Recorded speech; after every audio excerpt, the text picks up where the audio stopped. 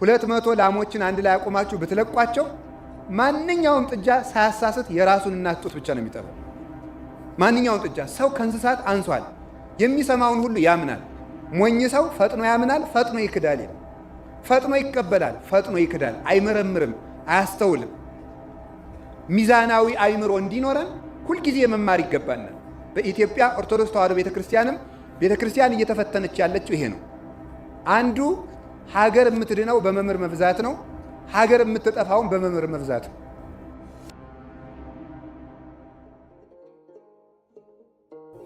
ተመልከቱ።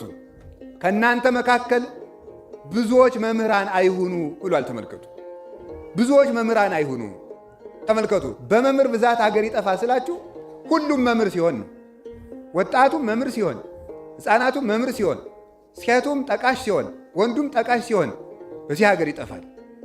መምህር ሳይደመጥ ሲቀር ሰው የራሱ መምህር ሲሆን የየራሱን መምህር እያበጀ የየራሱ መምህር ለስሜቱ የሚመቸውን በመጨረሻው ዘመን ሰዎች ምን ይሆናሉ የሚለውን ቅዱስ ጳውሎስ ሲናገር የእውነት ትምህርት ጆሮአቸውን እያሳከካቸው ለተረት ጆሮአቸውን እየከፈቱ ይሄዳሉ ይላል። አይሰሙም፣ እውነትን አይሰሙም። ለስሜታቸው የሚመቻቸውን መምህር እየመረጡ ያንን እየተከተሉ ይነጉዳሉ። ቅዱስ ጳውሎስ ሲል ሁለተኛ ጢሞቴዎስ ምዕራፍ 3 ቁጥር 1 ላይ ሲናገር ነው። ወዘንተ ባሕቱ አይምር፣ ይህንን እወቅ፣ ከመ በዳህሪ መዋዕል ይመጻ ዓመታት እኩያት፣ ክፉ ዘመናት፣ ክፉ ወራት፣ ክፉ ዓመታት ይመጣሉ። ልጄ ጢሞቴዎስ ይሄን እወቅ። ሰብእሰ ይከውኑ መፍቀርያነ ርእሶሙ ወንዋይ፣ ሰዎች በመጨረሻው ዘመን ራሳቸውን ይወዳሉ። ራሳቸውን ከወንድማቸው ከእህታቸው አስበልጠው አይደለም የሚወዱት፣ ከእግዚአብሔር አስበልጠው ራሳቸውን ይወዳሉ። ሰዎች ከእግዚአብሔር አስበልጠው ከእግዚአብሔር ሕግ ይልቅ ለራሳቸው ክብር ይሰጣሉ። ገንዘብን በእግዚአብሔር ተክተው ይከተሉታል። ውፁዓን እምጽድቅ፣ ከጽድቅ የወጡ ጸላእያነ ሰናይ፣ መልካሙን የሚጠሉ ዝሉፋን፣ የተሰደቡ እለ አልቦሙ አኮቴት፣ ምስጋና የሚገባውን የማያመሰግኑ የማይመሰገነውን የሚያመሰግኑ ራሳቸውን እያመሰገኑ እግዚአብሔር ያመሰገናቸውን ደግሞ የሚነቅፉ በመጨረሻው ዘመን አለ ሰዎች ምስጋና የሌላቸው ይሆናሉ። እግዚአብሔርንም አያመሰግኑ፣ ሰውንም አያመሰግኑ። ቅዱስ ዮሐንስ አፈወርቄን ሲተረጉም ገንዘብ ለሚወድ ሰው ገንዘብን እንደ ዝናብ ብታዘንብለት እንኳን ልቡ አይሞላም ይላል። ምስጋና የለውም፣ እግዚአብሔርም አያመሰግንም፣ በቃኝ አይልም። እግዚአብሔር ያደረገለትን ሳይቆጥር ያላደረገለትን እየቆጠረ ያማርራል ማለት ነው። እንዲህ የሚያደርግ ትውልድ ይፈጠራል።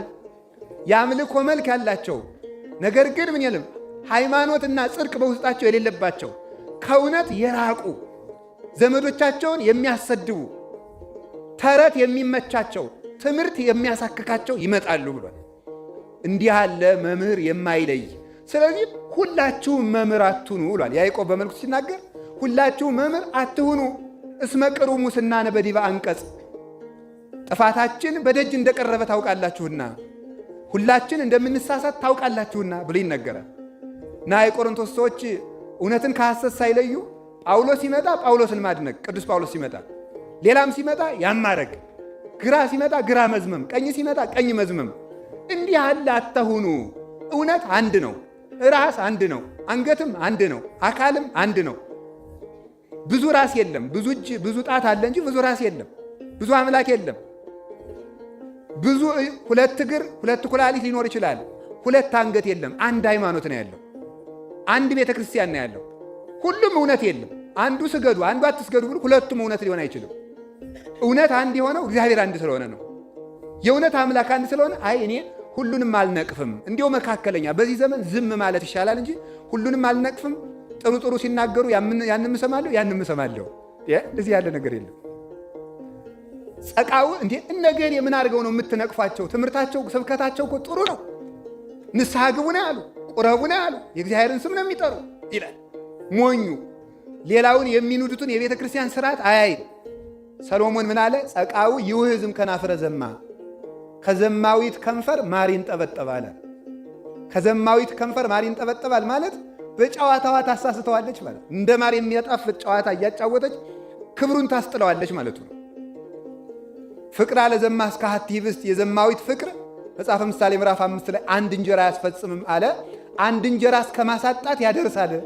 እሷ ጋር እግሩን ዘርግቶ እያወጋ ስራ ስለሚፈታ የዕለት እንጀራ እስከሚያጣ ድረስ ይደርሳል።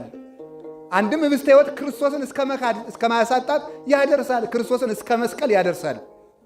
እንዲህ ያለ ነገር ሰው የሚሆነው አይምሮውን በማጣት ነው። አዲያ ምንድን ነው? ዘማዊት የተባለች ግን ምን ትመስላችኋለች? ዘማዊት የተባለ መናፍቅና አስመሳይ ሰባኪ ነው። አስመሳይ ሰባኪ ዘማዊ ነው። ዝሙት የሚባል ከሴት ጋር ከወንድ ጋር የሚሰራ ስራ ብቻ አይደለም። የሃይማኖት ዝሙት አለ፣ የትምህርት ዝሙት አለ። ዘማዊት ነገሩ አንድ ሲሆን፣ ዘማዊ ወንድም ነገሩ አንድ ሲሆን፣ ሴት ቢለዋውጡለት እንደሚወደው ወንድ ቢለዋውጡት እንዲወድለው፣ ዘማዊ ትውልድም ትምህርቱ አንድ ሲሆን መምህር መለዋወጥ ይወዳል። ትምህርቱ አንድ ሲሆን መምህር ቢለዋውጡለት ይወዳል። ስለዚህ ከቃሉ ጋር ናችሁ። ሴት እየተሳደብኩ እንዳይመስላችሁ እሺ። እንደዚህ አይደለም። ሴትማ እመቤታችንም ሴት ናት እያልኩኝ ያለው ዘማዊት ነው። ዘማዊቱን ነው እንጂ ያልኩኝ ሴት ነው ያልኩኝ አላልኩም። አይደለም ሴት ብያለሁ አላልኩም። ዘማዊት ነው ያልኩኝ። ተው እንጂ አስተውላችሁ ነው ማዳመጥ። ወንድ አይደለም ያልኩት ዘማዊ ነው ያልኩኝ ማለት ነው።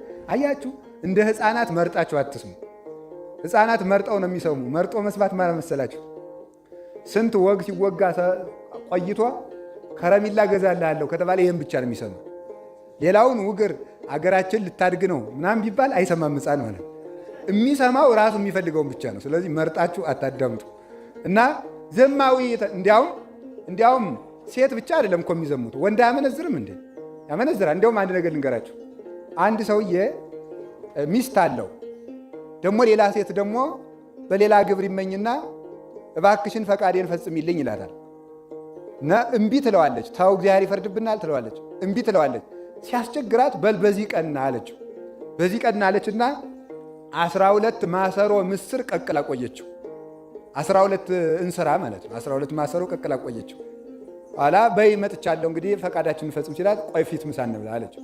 ምሳ እንብላ ስትለው እሺ ብሎ ከአንዱ ማሰሮ ጥቂት ምስር ወጣና ቀመሱና ከዚያ ተመልከቱ ደግሞ ቆይ ሆዱ ሳይሞላ ደግሞ አንሺ ብላ ሰራተኛይቱን ደግሞ እዚያኛው አውጡ መቅመስ ደግሞ ሳይጠግብ እዚያኛው ማሰሮ ደግሞ አምጡ። ምን ዝም ብላችሁ የመጀመሪያውን አንበላም? ያው ምስር ወይ ሌላ ነገር አታመጡ። 12ቱ ሁሉ ያው ምስር ያው ምስር በሉ። ከዚያ ምን አለ መሰላችሁ? አይ ከማሁ ተፈጥሮ ተለኩላ አንስት፣ እንደዚሁ ሁሉ የሁሉም ሴት ተፈጥሮ እኮ አንድ ነው። ሞኙ ሚስትን ጥለ ለምን መጣህ? እዚያም ያለው ምስር እዚህም ያለው ምስር ነው። ስለዚህ ሁላችንም ሴቶች ነን፣ ለምን ክብርን ትጥላለህ ብላ እንዲህ አድርጋ አስረድታ ለንስሐ አብቅተዋለች ማለት ነው።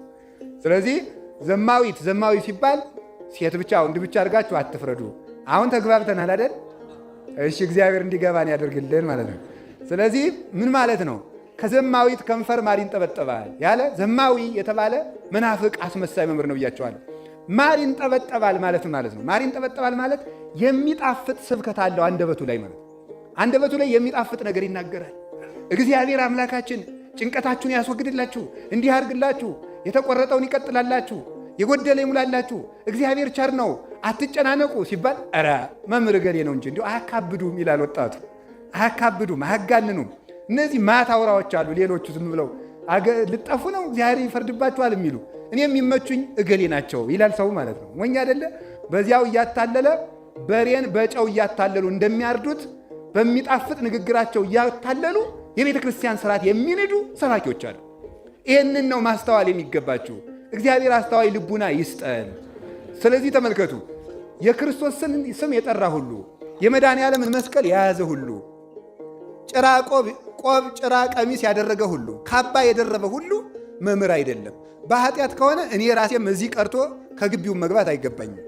በኃጢአት ከሆነ ግን አሁን አንተ ማን ሆነህ ነው ሐሰተኞችን ለይታችሁ ሐሰተኛ ባይታውያንን፣ ሐሰተኛ መነኮሳትን፣ ሐሰተኛ መምህራንን፣ ሐሰተኛ ካህናትን፣ ሰባኪዎችን ለዩ የምትለን አንተ ምን ሆነህ ነው ብትሉኝ፣ እኔ በሃይማኖቴ ነውር የለብኝም። በሥርዓተ ቤተ ክርስቲያን ልጠየቅ፣ በኃጢአቴ አዋጥ ነኝ። እኔም በግል ኃጢአታቸው አልነቀፍኳቸውም። አስተውላችሁ ያዙልኝ ማለት የግል ኃጢአቱን ሁሉም ሰው ይወድቃል፣ ይነሳል፣ ንስሐ ይግባበት። ግን ለሕዝብ አብነት እየሆነ ክፋት የሚያስጥስ ሥርዓተ ቤተ ክርስቲያንን የሚጥስ የመነኮሳትን ሥርዓት የሚያሰድብ ያለ ቅዱሳን አበው መንገድ የሚመጣ ካለ በበር የማይገባ ሌባ ነው። እስኪ በሉ በበር የማይገባ በሉ። ምንድን ነው እሱ? ሌባ ነው። ስርዓት በር አለው፣ አጥር አላት ይቺ ቤተክርስቲያን። ምንኩስናው ስርዓት አለው፣ ቤትውናው ስርዓት አለው፣ ቅስናው ስርዓት አለው፣ ስብከቱ ስርዓት አለው። ያለ ስርዓት የቤተ ክርስቲያን ሰሪ መሪ ህዝብ ሊጠፋ ሲል የየግሉን መምሪያ ያበጃ ብያቸዋለሁ። ሁሉም አዛዥ የሚሆንበት ቤተ ክርስቲያን አይሆንም በእውነቱ ማለት ነው። አላችሁ አሁን እግርም ራስ ቢሆን እጅም ራስ ቢሆን ግራም እጅ ቀኝም እጅ ራስ ቢሆኑ ሰው ወዴት ይሄዳል? እግር ወደ ታች ሲያዝ ራስ አይደል? ራስ ላይ እግር ራስ ቢሆን ኑሮ ምን ይኖራል? አይምሮ ይኖራል አይደል? የታችኛው አይምሮ ወደ ታች እንውረድ ሲል የላይኛው አይምሮ የለም ወደ ላይ ነው ሲል እኮ ተበጣጥሰን ማለቃችን ነው ማለት። አንድ ራስ ነው፣ አንድ አይምሮ ነው መሆን ያለብን። ሁሉም አይምሮ አይሆንም። እጅም የእጅነቱን ያዝ፣ እግርም የእግርነቱን ያዝ። አይንም ማየት ይበቃዋል፣ ጆሮም መስማት ይበቃዋል፣ እጅም መጨበጥ ይበቃዋል፣ እግርም መራመድና መቆም ይበቃዋል። አያስብም፣ በሚያስቡለት ይንቀሳቀስ። ሁላችንም ድርሻችን ይዘን እንጠብቅ። ስለዚህ ተምራችሁ አውቃችሁ ቤተክርስቲያን እንድንጠብቅ አምላከ ቅዱሳን ይርዳን። ሁለተኛ ደግሞ የቆሮንቶስ ሰዎች ይሄ መልእክት የተላከላቸው አስራታቸውን ተጠንቅቀው ስለሚያወጡ አስራታቸውን ያወጣሉ። አስራት ማውጣት የእግዚአብሔር ቤተሰቦች የቆሮንቶስ ሰዎች አስራት የሚያወጡት ቆሮንቶስ ላለው ቤተክርስቲያን ሳይሆን እያዋጡ ኢየሩሳሌም ነበር የሚልኩት። ኢየሩሳሌም ያለው ቤተክርስቲያን ችግር ውስጥ ስለነበረ ለዚያ ይልኩ ነበረ። አይሁድ ስለሚበዙ እዚያ ያመኑት ምዕመናን ጥቂት ስለሆነ እዚያ ያለችው ቤተክርስቲያን እንዳትቸገር ከቆሮንቶስ ግሪክ ማለት ነው አስራት ወጥቶ ወዴት ይላካል? ኢየሩሳሌም ይላክ ነበረ። አስራት ማለት ማውጣት ማለት መንፈሳዊ ንግድ መነገድ ማለት ነው። መንፈሳዊ ንግድ መነገድ።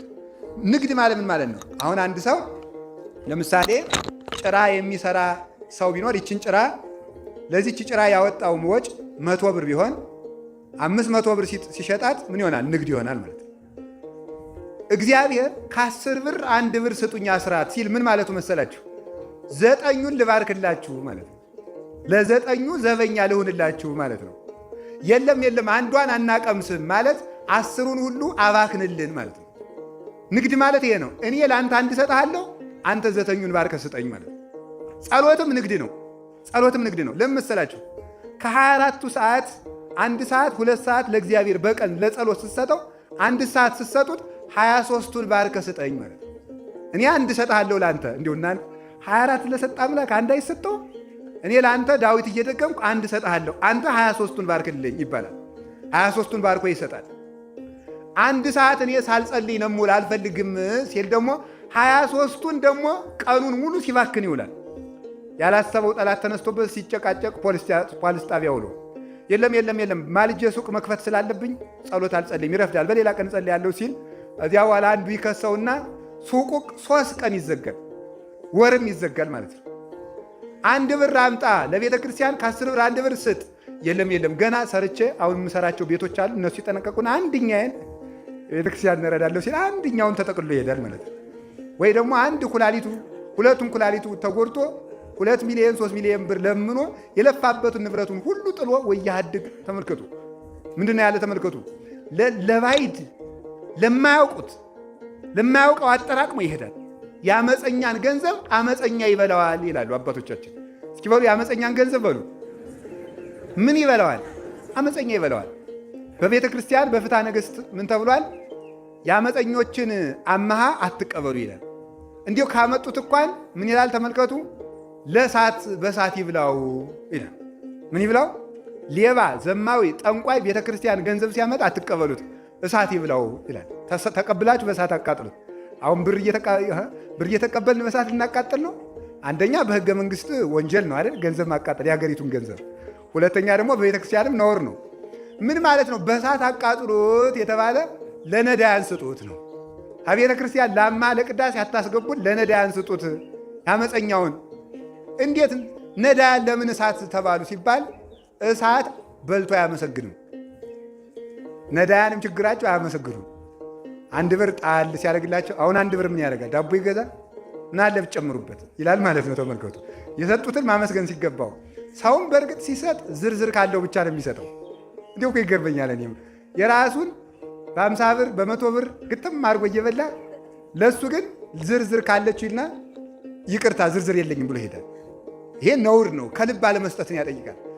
ድሃ የሚጠየቀው ባለማመስገኑ ነው። ሀብታም የሚጠየቀው በንፍገቱ ነው። ድሃ የሰጡትን ተቀብሎ ማመስገን አለበት። እሳት አይመልስም፣ ነዳያንም መልሰው አይመልሱም። የበሉት ተበልቶ ይቀራል። ነዳያን ሰጡት የተባለ ይሄንን ነው። ስለዚህ ንግድ ማለት ጸሎትና አስራት ነው፣ ምጽዋት ነው። አሁን ብርድ ነው አይደለም እንዴ? ምጽዋት እንደተዳፈነ እሳት ነው ይላሉ ሰለስቱ ምዕተ ፍትሐ ነገሥታቸው በአንቀጸ ምጽዋት። ምጽዋት እንደተዳፈነ እሳት ነው። ብልህ ሴት በገጠር ሴት የተመሰለ ነው። የከተማ ሴት እንኳን ኤሌክትሪክ ነው። በገጠር ሴት ነው ምሳሌው የተመሰለው። ብልህ ሴት ማታ እሳቱን አዳፍናው ትተኛለች። አዳፍና ትተኛና ማለዳ ቸነፈር ይሆናል። በቃ ዝናብ በሙሉ ጥልቅልቅ ሲል ማለዳ ነው ድንች የሚቀቀለው ለሚያርመው፣ ለሚጎለጉለው፣ ለሚያርሰው ሁሉ። ማለዳ ሌት ትነሳና እሳቱን ገለጥ አድርጋ ድንቿን ትቀቅላለች። ለሰራተኛው ምግብ ታደራጃለች። ሞኝቱ ደግሞ ምን ታደርጋለች? ደክሞኛል ከገሊት እጭራለሁ ሳትልና ለጥ ማታ ኋላ እንደዚያ ስትል ምን ይሆናል? ማለዳ እልም ያለ ዝናብ እስከ 4 ሰዓት ይሆናል። ጎረቤት ዳ እሳት እንዳጭር በየት አልፋ እዚያ ኋላ ሰራተኛው ጦሙን ይውላል ማለት ይሄ ሞኝነት። ብልሂቱ ግን ምን ታደርጋለች? ማታ ምን ቢደክማት እሳቱን አዳፍናው ትተኛለች። ምድጃ የተባለ የድሃ ሆድ ነው። እሳት የተባለ ምጽዋት ነው። የብርድ ቀን የተባለ ክርስቶስ የሚመጣበት ቀን ነው። ለሚያስቸግረው ሰዓት ማታ ያዳፈናቻትን እሳት አንድ ዳ እንደሞቀቻት ዛሬ በድሃ ሆድ ያዳፈንካት የእንጀራ እሳት ነገ ክርስቶስ ሲመጣ ተገልጣ ትሞቃታለህ፣ ብርሃኗን ትቀበላታለህ።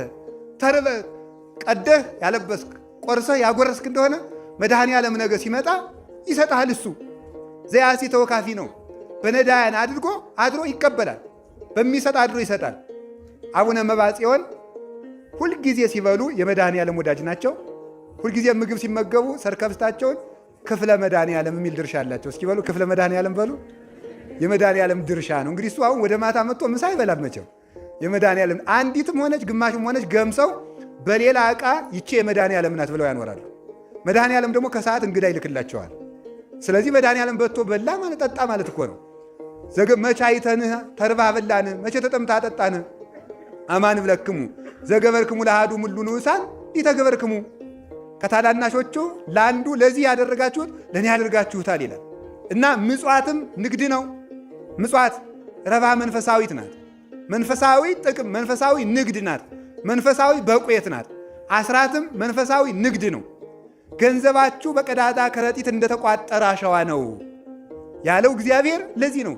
በላይ ትጨምራላችሁ፣ በታች ይፈሳል፣ በምን እንዳወጣችሁት ሁሉ አታውቁትም ተብሎ የተነገረ ለዚህ ነው። አሁን አሉ የመንግስት ሰራተኛ ወሩን ከአራት ከፍሎ ነው አሉ የሚኖረው።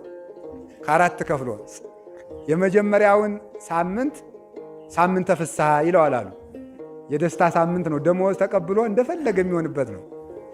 የሁለተኛው ሳምንተ ኦዲት ይለዋል። ይሄ ቀረኝ ለቢኪራይን ከፍዬ ይሄ ቀረኝ ኦዲት የሚያደርግበት ጊዜ ነው። ሶስተኛው ሳምንተ ፍዳ ይባላል አሉ። የመጀመሪያውን ደሞዝ አልቋል፣ ሁለተኛውም አልደረሰም። አራተኛው ሳምንተ ተስፋ ይባላል። ደሞዝ ደረሰ ማለት ነው። ተመልከቱ ማለት ለምንድን ነው እንደዚህ ብሎ ሰው ተንገብግቦ የሚኖረው ስትሉኝ፣ አስራት ስለማያወጣ ነው። ሲኖረኝ አወጣለሁ ደግሞ ማለት የለብንም። ያለህን ካልሰጠ ቢኖርህም አትሰጥም። እንዲያውም ቅዱስ ዮሐንስ አፈወርቅ የሚለው እግዚአብሔር ዛሬ ያልሰጠህ ነገ ቢኖርህም እንደማትሰጥ ስላወቀብህ ነው ይላል። ብዙ ሲኖርህ የምትሰጥ ከሆነ ትንሽ እያለህ ስጥ። ነገ ብዙ ሲኖርና ከ10 አንድ አውጡ። ያችን እግዚአብሔር ጠብቆ ለበረከት ያደርግላችኋል፣ ለጤና ያደርግላችኋል። አንዳንድ ሰው ምን ይላል? አስራት እንዳላወጣ አንዳንድ ነገር ለመታከሚያ እስቲ ለምናልባቱ ለመታከሚያ ደግሞ ጥቂት 100 ብር እንደዚያች ማስቀመጥ አለብኝ ይላል። ለመታከሚያ ብለህ 100 ብር አስቀምጠ የ200 ብር በሽታ ከምትታመም 100 ብር ለእግዚአብሔር ስጠውና እግዚአብሔር የሺህ ዓመት ጤና ይሰጥሃል። ትርፍ ማለት ይሄ ነው። እግዚአብሔር አስባርከን እንቀበለዋለን ማለት ነው። አበርክተን እንቀበለዋለን። እግዚአብሔር ቤት እኮ የኔታ ሊቀ ሊቃውንት ሲያስተምሩ አንድ ጊዜ ምን ይለዋል? የእግዚአብሔር ቤት የበረከትና የለውጥ ቦታ ነው። ከእግዚአብሔር ቤት ውሃ ሆኖ ገብቶ ጸበል ሆኖ ይወጣል ይላሉ። ውሃው አፈሩ ገብቶ እምነቱ ነው ይመጣል። ከእግዚአብሔር ቤት ሁሉም ተለውጦ ከብሮ ነው የሚወጣል።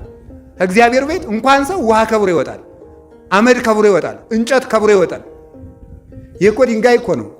እንደዚህ አድርገን ዳሰን ፊታችን ስንቀባ ፈውስ የሚሰጠን እኮ ከእግዚአብሔር ቤት የእግዚአብሔር አካል ስለሆነ ነው። ሁሉ ገብቶ ይለወጣል፣ ገብቶ ይባረካል፣ ገብቶ ያድጋል። ከእግዚአብሔር ቤት ሙት ይነሳል፣ ሙት ከእግዚአብሔር ቤት ይመጣል፣ ሕያው ይሆናል ማለት ነው። ልጁ ነው ይመጣል፣ አድጎ ይመለሳል። ልጁ ናት ትመለሳለች፣ እናቱ ናት ይመለሳል። የበረከት አምላክ እግዚአብሔር ሁላችንን የሚባርከን። ስለዚህ ከዛሬ ጀምሮ ሁላችሁም አስራታችሁን አውጡ። ድሃ ሆናችሁ፣ በእርግጥ ከድሃ ይልቅ ለሀብታም ይከብዳል አስራት መውጣት። ለምን? ከ10 ብር 1 ብር ከመስጠትና ከ10 ሚሊዮን ብር 1 ሚሊዮን ብር ከመስጠት በጣም ችግር ነው አይደለም? 1 ሚሊዮንን ያህል ሰውዬ ብድግ አድርጎ መስጠት በጣም ከባድ ነው ማለት ነው። የምትወዱትን ትልቅ ነገር ከሰጣችሁት እግዚአብሔር የሚወደድ ትልቅ ነገር ይሰጣችኋል። አባ ጊዮርጊስ እንዲህ ብሎ ይናገራል። አብርሃም ለእግዚአብሔር አንድ ልጁን ቢሰጠው እግዚአብሔር ለአብርሃም አንድ ልጁን ሰጠ ይላል። አብርሃም ይስሐቅ የሚባል ልጅ ነበረው። እረድልኝ ቢለው እግዚአብሔር ውሰደው ብሎ ሊያርደው ወሰደ። ኋላ እግዚአብሔር ደግሞ በል አይቻለሁ ጽናትን አለና አንድያ ልጁን መድኃኔዓለምን ውረድለት ተሰቀልለት ብሎ ለአብርሃም ሰጠው። ትልቁን ስጦታችን ለመድኃኔዓለም ብንሰጠው መድኃኔዓለም ደግሞ ትልቁን ነገሩን ይሰጠናል። ያ ነው የሚወዱትን ነገር ለእግዚአብሔር ብሎ መተውና መስጠት። ይሄ ነው ትልቅነት ማለት። እግዚአብሔር እንዲህ እንድናደርግ ይርዳን። ስለዚህ ለቆሮንቶስ ሰዎች ቅዱስ ጳውሎስ ይህንን ያላቸው ለዚህ ነው። አስራት በማውጣታቸውም ቢሆን አትመጸዳደቁ። ከቃሉ ጋር ናችሁ። አስራት አንድ የግብፅ ቤተክርስቲያን ምን አደረገ መሰላችሁ? የግብፅ ቤተክርስቲያን ገንዘቡን ማንኛውም ክርስቲያን ልጅ ሲያሳድግ ለልጆቹ አስራት ያስተምራል። ለምሳሌ 1 ብር የአገሪቱን 1 ብር ሰጥቶ ሂድና ለራስህ ወይም እስክብሪቶ ምሳሌ ነው ወይም አንድ ነገር ገዝተና ብሎ ይሰደዋል። አባቱ 1 ብር ነው የሰጠው። ሱቅ ሂዶ የእስክብሪቶ ዋጋ 1 ብር ነው ከተባሉ ልጁ አይገዛውም። ለምን? 10ቱ ሳንቲም የእግዚአብሔር ናት። ስለዚህ ምን ያደርጋል? 90 ሳንቲም ከሆነ 10ዋን ለእግዚአብሔር መልሶ ልጁ አስራት አውጥቶ ይመጣል ማለት ነው። 1 ብር ከሆነ ግን መልሶ ከአባቱ አስጨምሮ ገዝቶ አስራት ለእግዚአብሔር ያወጣል ማለት ነው። ከሰዓት አስራት ከጉልበት ይወጣል። የጉልበት አስራት አለ። አንድ ክርስቲያን በቀን 41 ስግደት ለሊቀ ካህናት ኢየሱስ ክርስቶስ የጉልበት አስራት ያወጣል፣ ይሰግዳል ማለት ነው።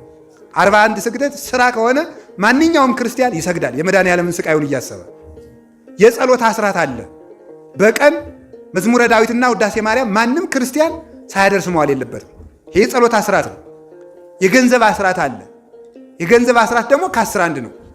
የንጽህና አስራት አለ። እግዚአብሔር ከዓይን አስራት ይቀበላል። ዓይን ንጹህ ብሎ መዋል ማደር አለበት።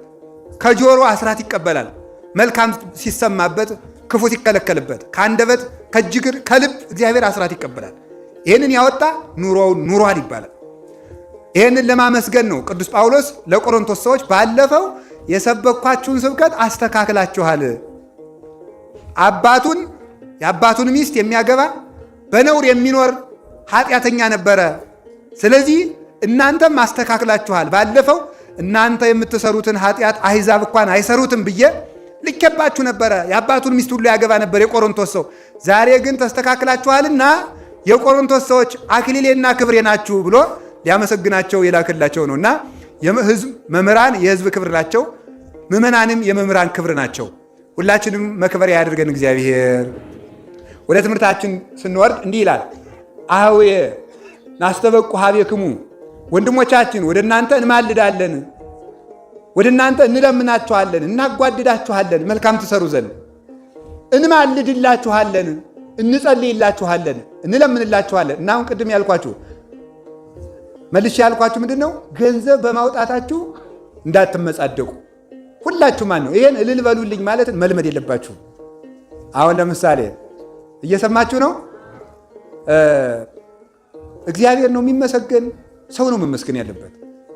መድኃኒታችን ኢየሱስ ክርስቶስ ትልቅ ስጦታ ሰጥቶናል። ስጦታው ምንድን ነው? ምንም ሌሎችን እንተዋቸውና ትልቁ ስጦታው አካሉን ቆርሶ መስጠቱ ነው። ከዚህ በላይ ስጦታ የለም። ከዚህ በላይም ፍቅር የለም። ከአካሉ ውጭ የሆነን እንጀራ ቆርሶ የሚያበላ ሰው ለጋስ ከተባለ አካሉን ቆርሶ ያበላ መድኃኔዓለም እንዴት አይመሰገንም? ደሙን አፍሶ በዚያ ያጠበ አምላክ ዘየሐጽብ በወይን ልብሶ ወበደመ አስካል ሰንዱኖ እንዳለ ሊቁ ያዕቆብም በኦሪት ዘፍጥረት እንደተናገረው፣ ቅዱስ ያሬድን በጾመ ድጓው እንደተናገረው ልብሱን በወይን የሚያጠብ ማን ነው? ክርስቶስ ነው። ወይን ደሙ፣ ልብሶቹ ምእመናን። አልባሲሁሰ ለክርስቶስ መሃይምናን እሙንቱ። የክርስቶስ ልብስ የሚባሉት ምእመናን ናቸው። ምእመናን የክርስቶስ ልብስ ናቸው። ሰው ልብሱን በውሃ ያጥባል። ክርስቶስ ደግሞ ልጆቹ ልብሶቹ ስለሆኑ በደሙ አጠባቸው፣ በደሙም አነጻቸው፣ በደሙም ቀደሳቸው። ይህንን ላደረገ አምላክ ለዚያውም ማትረፊያ ገንዘቡን ራሱ ሰጥቶ ራሱ ከሰጠው ገንዘብ ሰጣችሁ ብሎ ዋጋ የሚከፍል ጉልበት ራሱ ሰጥቶ በገዛ ጉልበቱ ሰገዳችሁልኝ ብሎ የሚሸልም አንደበትን ራሱ ሰጥቶ በራሱ አንደበት ተመሰገንኩ ብሎ የሚሸልም እንደ እግዚአብሔር ያለ ማን ይገኛል? እሱ ይመሰገናል እንጂ እንድንሰጥም ስላደረገን ይመሰገናል። እኛ መመስገን የለብንም።